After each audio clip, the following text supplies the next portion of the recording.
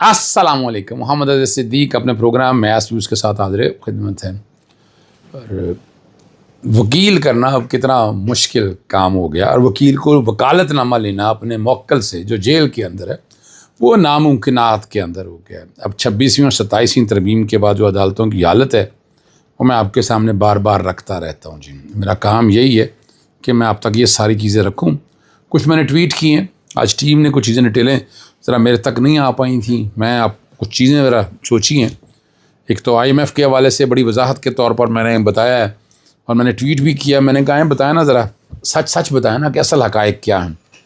اور وہ جو کیا کہ جی بڑا پتہ نہیں کیا کر دیا ہم نے، بہت بڑا تیر مار لیے جی، لیکن نہیں جی. پھر ایک وفاقی آئین عدالت جب معاملہ آیا تو میں نے اس کی آواز اٹھائی ہے کہ جناب 26ویں 27ویں ترمیم نے کیا تباہی و بربادی کی اور کیا حالت ہوتا ہے. ٹھیک ہے نا جی. مریم نواز کا جو شوگر مل کا جو گارنٹی کا 7 کروڑ روپے واپس کرنے کی ہدایت کر دی ہے، ذرا اس پہ بھی گفتگو کریں گے. ٹھیک ہے نا جی. اور میں ایک بڑی زبردست بات جو آپ کے سامنے رکھے، میں ٹویٹ بھی کی ہے. توشہ خانہ سے نواز شریف، مریم صفدر اور کلثوم نوازیں ممنوعہ چیزیں ملیں، مگر کیس عمران خلاف ہی دوڑایا گیا. یہاں مقصد پولیٹیکل وکٹمائزیشن تھا. یہ میں 16 اکتوبر 2025 کی بات کر رہا ہوں. پرانے کیسز بند کرنے پڑے جبکہ نئے کیسز گھوڑے کی رفتار سے مکمل ہو رہے ہیں، جو کہ آئین کی منشا کے خلاف ہے. اور یہ میں نے وہ ساری چیزیں جو ہے نا، یہ میں ریکارڈ پہ اس لیے رکھتا ہوں تاکہ آپ کو اندازہ ہو جائے.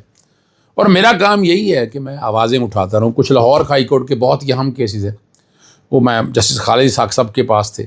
میں ذرا لوکل گورنمنٹ کا جو الیکشن ہے وہ تو آج جسٹس اپنا رضا قریشی صاحب آج نہیں تھے، تو اس وجہ سے اس کیس کی سماعت نہیں ہوئی. لیکن میں باقی چیزیں جو آپ کے سامنے رکھ دیتا ہوں. سب سے پہلے تو لاہور ہائی کورٹ نے مریم صفدر کی چودھری شوگر مل میں بطور گارنٹی 7 کروڑ روپے واپس کرنے کی ہدایت کر دی. 3 رکنی بینچ نے اس کیس کی سماعت کی، اور نیب کے وکیل نے آئینی عدالت سے درخواست واپس لینے کا بھی بیان حلفی جمع کرا دیا کہ وہاں سے واپس لے لی ہے. تو نیب نے جب فائدہ دینا ہو کسی بھی حوالے سے، میں ان میں نہیں جاتا کہ کیا ہوا یا کیا نہیں ہوا. دوسری طرف عمران خان سے کیسے حوالے سے آپ اندازہ لگا لیں. پھر جو نیب نئی کے حوالے سے آپ کو کہانیاں پتہ چل رہی ہیں کہ وہ اپنا سندھ کے حوالے سے شروع، یہاں پیپلز پارٹی کو کھڑے ہونا ہے. پیپلز پارٹی کھڑے ہوگی تو یہ نظام لرزے گا، اور پاکستان تحریک انصاف کو پیپلز پارٹی کا ساتھ دینا چاہیے. میں بار بار اس کا تذکرہ میں کرتا رہتا ہوں تاکہ آپ کو اندازہ ہو جائے. لاہور ہائی کورٹ میں 2 بڑے اہم کیسز ہیں. ایک تو پارکنگ پلازاز جو ہیں، یعنی PHA جو ہے جس کا کام پارکس مینٹین کرنا ہے، وہ بھی پلازے بنانے میں لگ گیا ہے. تو میں دوسرا LDA کا، پھر آپ کو پتا ہے روڈا بھی آ گیا، اپنا CBD بھی بن چکا ہے. جواب داخل نہیں کر رہے اس سارے میں، تو سارے میں جواب داخل کرنے کا کہا. اور میں نے PHA کے حوالے سے بھی عدالت کو بتایا جیسے خالد صاحب کے پاس کہ جناب PHA جو ہے نا وہ پارکنگ پلازا بناتا پھر رہا ہے. کیا بناتا پھر رہا ہے؟ پارکنگ پلازاز بناتا پھر رہا ہے. یہ اس کا نہ استحقاق ہے نہ اس کا یہ اختیار ہے. اب عدالت کے سامنے اب یہ PHA وہاں پیش ہی نہیں ہوتا. بار بار میں ذکر کرتا ہوں، بلائیں نا PHA کو. اور وہاں پھر روڈا کے حوالے سے روڈا کے وکیل نے بھی ٹائم مانگا، PHA کے وکیل نے بھی ٹائم مانگا، LDA نے جواب داخل کر دی ہے. اور میں نے بڑا واضح طور پر کہا کہ لاہور کی تباہی و بربادی میں جتنا LDA کا ہاتھ ہے نا، اگر نظام ٹھیک چلتا ہو، یہ سونے کی مرغی ہے. جتنا مرضی لوگوں نے لوٹا ہے یا کیا ہے، یہ سارا ریکارڈ کے اوپر ہے. اور سیاسی طور پر جتنے فائدے ہوتے ہیں یہ بھی میں آپ کے سامنے رکھتا چلوں، آپ لوگوں کو پتہ ہونے چاہیے. یعنی میں کوئی ایسی چیز نہیں رکھنا چاہتا، ایسی بات نہیں کرنا چاہتا جو حقائق سے ہٹ کے ہوں. جی بالکل، جو حقائق سے ہٹ کے ہوں، یہ ذرا ضروری ہے سمجھنے کے حوالے سے. نہیں اب اور دوسرا بڑا اہم معاملہ ہے، وہ آپ کو پتہ ہے جو بڑا شور ڈالا ہوا ہے جناب، صحت کی سہولیات بڑی کمال ہیں. کون سی پنجاب میں صحت کی سہولیت؟ آ جائیں آپ کو لے چلتے ہیں میو ہاسپٹل میں. وہاں کیا ڈاکٹر کا کام ڈیٹا انٹری آپریٹر بھی ہے، دوائی بھی دے گا کمپیوٹر میں انٹری. اور ڈیٹا انٹری آپریٹر تو اور ہوتا ہے نا یار، یعنی وہ ہاتھ سے دوائی لکھ کے دے دے گا، آپ کرتے رہے اس کو بیٹھ کے. اور وہ چھوٹی سی پرچی بنا دی ہے، تھرمل پرچی ہے، وہ مٹ جاتی ہے. اور وہاں یہ وہاں تو چل سکتا ہے جہاں 50 60 سے 100 کے قریب پیشنٹ ہو. 6000 پیشنٹ میو ہسپتال. باقی اسپتالوں میں حوالے سے آپ دیکھیں، وہاں آپ کو پتہ ہے CT اسکین اور باقی چیزیں کام نہیں کر رہی. یہ میں عدالت کے ذمہ. اور آپ کو یہ بھی یاد ہوگا کہ ڈینٹل ہاسپٹل میں ایکس رے کی مشین نہیں ہے اویلیبل. پھر PIC کے اندر جو اتنے پیشنٹ آتے ہیں ان کا کوئی پرسانے حال ہی کوئی نہیں ہے. پھر سب سے بڑی بات ہے میزل لے لیں اور آپ ساتھ ساتھ مونکی پاکس لے لیں. یہ وہ سارے معاملے میں جب کورٹ کے سامنے میں صحت کی سہولیات کے حوالے سے یہ معاملے اٹھا کر رکھتا ہوں. ایک دور تھا جب 26ویں 27ویں ترمیمی تھی، جوڈیشل ایکٹیویزم نے بہت سے رزلٹ حاصل کیے تھے. آج اسموک اسی طرح کنٹرول، صحت کی سہولیات، کریڈٹ تو جیسے ثاقب نثار صاحب کو جاتا ہے، اس کی وجہ سے شاہد کریم نے بہت سے معاملات کو اٹھایا. وہ آج کل ایک تو وہ اپنا ریٹائرمنٹ کی ایج آگے ہوئی ہے، دوسرا 26ویں 27ویں ترمیم نے تباہی و بربادی کر دی ہے. یہ میں اس لیے تذکرہ کرتا ہوں. اب آتے ہیں اگلی بات کی طرف. یہاں پھر وہ اپنا پنجاب ہیلتھ کیئر کمیشن نے کہا ہے کہ ہم ریگولیشن بنا رہے ہیں، ہم جو خاص طور پر جو انفیکشس ڈیزیز ہے جیسے خسرہ ہے یا منکی پاکس ہے، ریگولیشن ہی نہیں ہے. انہوں نے ریگولیشن بنانے کے لیے ٹائم لی ہے. مجھے کیا، ہمارا تو کام ہے، ہم عدالتوں کو کہتے رہیں. عمران خان صاحب کے جو وکالت نامے دستخط کروانے کا معاملہ ایک سنگین آئینی اور قانونی سوال ہے، یاد رکھیے گا. سپرنٹینڈنٹ کو جو نوٹس جاری کرتے ہوئے جواب مانگ لیے. اب اصل سوال یہ ہے کہ آخر جیل انتظامیہ کس قانون کے تحت ایک زیر اعتراض شخص کو اپنے وکیل سے قانونی رابطے اور وکالت نامے دستخط کے حق سے محروم کر سکتی ہے. آپ کو پتہ ہے آئین پاکستان ہر شہری کو منصفانہ ٹرائل اور قانونی معاونت کا حق دیتا ہے. آرٹیکل 10 لے لیں، 10A لے لیں. جیل رولز، عدالتی نظائر اور بین الاقوامی انسانی حقوق کے اصول بھی یہی کہتے ہیں کہ قیدی کو وکیل تک رسائی سے نہیں روکا جا سکتا.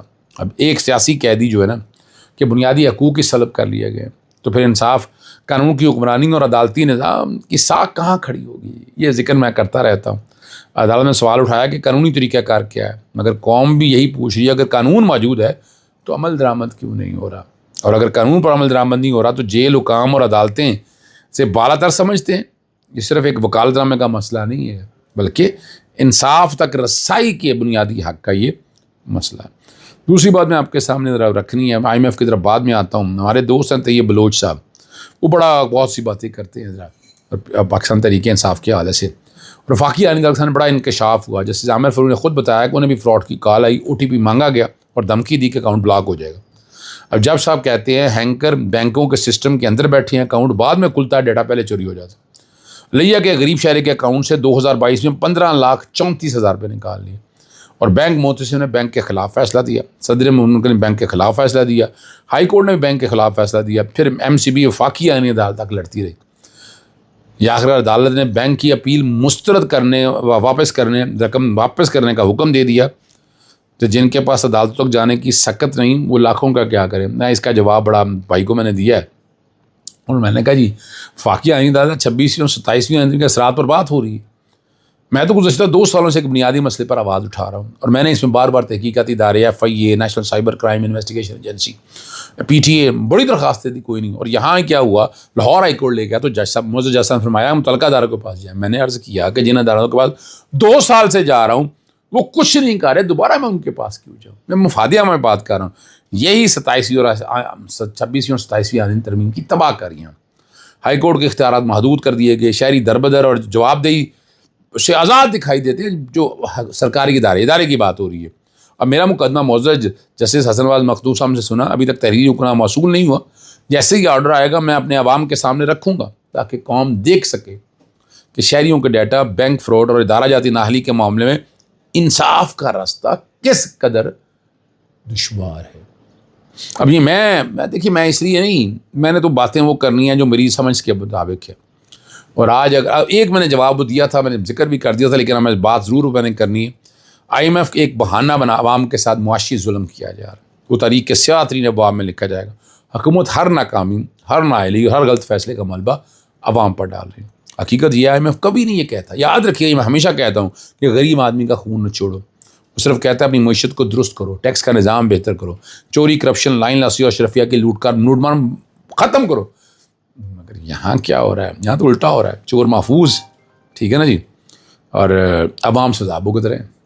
بجلی اور گیس کے لائن لاسز حکمرانوں اور اداروں کی نااہلی کیا نتیجہ ہے، مگر اس کی سزا ایک مزدور، ایک کسان، ایک تنخواہ دار طبقہ اور عام شہری کو دی جا رہی. سوال یہ آخر عوام کیوں ان نااہل حکمرانوں کی غلطیوں کی قیمت ادا کرے؟ کیونکہ ہر چاند ماہ بعد پیٹرولیم بم گرا کر لوگوں کی زندگی جہنم بنا دی جاتی. اور میری اطلاع جو میں نے اس وقت بات کہی تھی کہ سینئر صحافی شہباز رانا نے دیگر معاشی حلقے بھی کہہ چکے ہیں کہ حکومت نے پیٹرول پر 80% تک لیوی رکھنے کی بات کی تھی، مگر آج یہ وہ 117 روپے تک پہنچا دیا. یہ ٹیکس نہیں ہے بلکہ عوام کی جیب پر سرکاری ڈاکہ، ایک ایسا ظلم جس نے عام آدمی سے جینے کا حق بھی چھین لیا. اور سب سے جو بڑی بات ہے نا کہ جن طبقات پر حقیقی ٹیکس لگنا چاہیے وہ آج بھی محفوظ ہے. اور یہ معاشی پالیسی نہیں، کھلا احتسال ہے. یہ ٹیکس نہیں، ریاستی جبر ہے. یاد رکھیے گا، عوام سے قربانی مانگنے والوں نے خود کون سی قربانی دی؟ کس وزیر نے اپنی مراد، کس اشرافیہ نے اپنی سبسڈی چوری، کس طاقتور طبقے کو قانون کیوں چلائے گا؟ جواب صفر ہے. قوم بیوقوف نہیں، یاد رکھیے گا. لوگ سمجھ چکے ہیں چائے میں صرف ایک ڈال ہے اصل مسئلہ، حکمرانوں کی نااہلی، کرپشن، لوٹ مار اور عوام دشمن پالیسی ہیں. اگر یہی روش جاری تو صرف معیشت نہیں، عوام کا ریاست پر یہ اعتماد مکمل طور پر ختم ہو جائے گا.